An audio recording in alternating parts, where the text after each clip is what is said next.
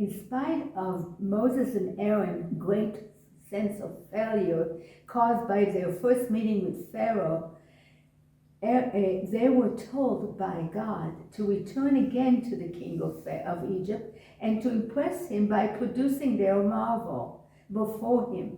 Aaron is to cast down his rod and it should turn into a serpent.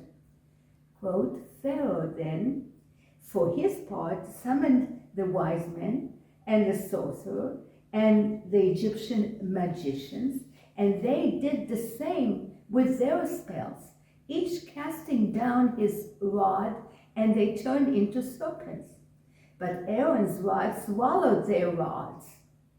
It is this episode that is visualized at the center of Avner Moriah's painting.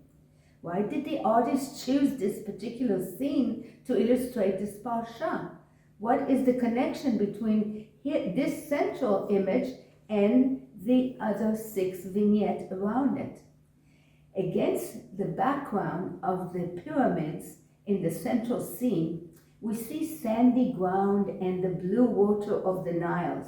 Moses, Aaron, and Pharaoh and the magicians are figured in a particular Egyptian style of painting, showing the perspective that combines profiles of the head, the legs, and the arms with frontal views of the eyes and the shoulders.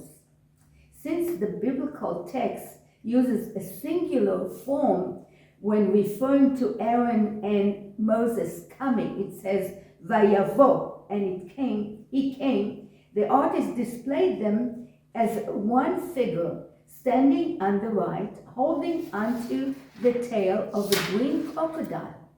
On the left, Pharaoh is with his magicians who are holding the tails of brown crocodiles as they are being swallowed by the large reptile that came from Aaron's rod.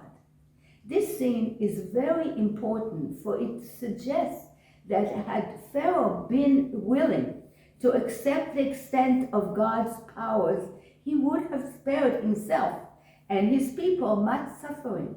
We are reminded of an earlier Pharaoh's dream in which the fat cows and the healthy wheat were swallowed by the lean, unhealthy ones in Genesis, and that that king accepted God's plan as Joseph interpreted it, his dream, and thus saved Egypt from starvation.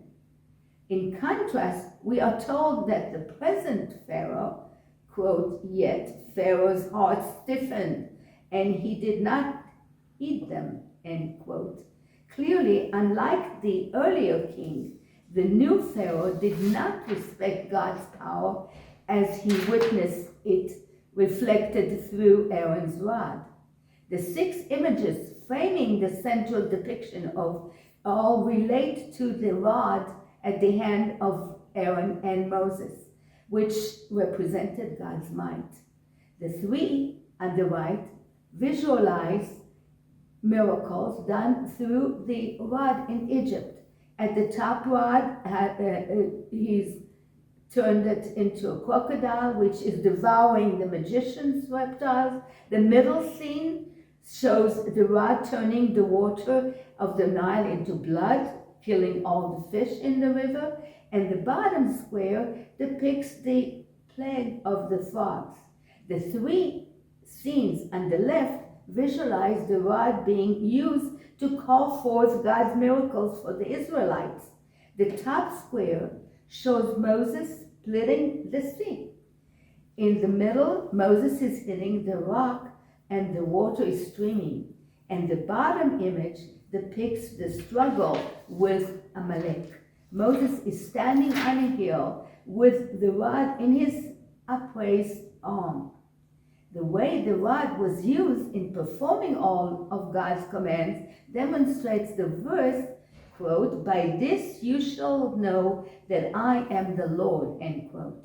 The rod was not in itself magical, but rather a symbol of God's strength and evidence in the 10 plagues, in the exodus from Egypt, and in the miracles in the wilderness.